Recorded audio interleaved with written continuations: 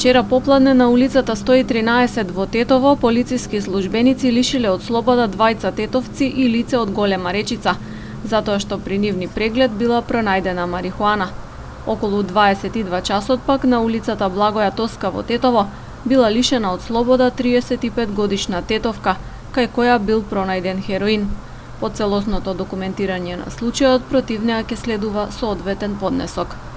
Во Гостивар полициски службеници лишиле од слобода 73 годишен гостиварец, кој претходно во Гостиварската болница вербално се расправал и им се заканувал на вработените. Нешто подоцна во неговиот дом пронајдени и одземени му биле ловечка пушка, пиштол и 7 куршуми. Во полицискиот билтен се регистрирани и 2 пријави за физички напади.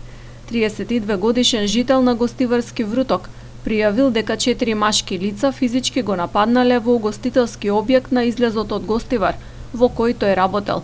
46 годишен тетовец пријавил дека на улицата Борис Кидрич во Тетово, на излегување од угостителски објект, неговиот малолетен син и уште еден малолетник, негов другар, околу 21 часот и 10 минути, физички биле нападнати од 4 лица.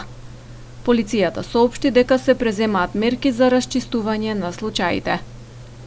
На Гостиварското подрачје вчера евидентиран е и настан со повредени работници.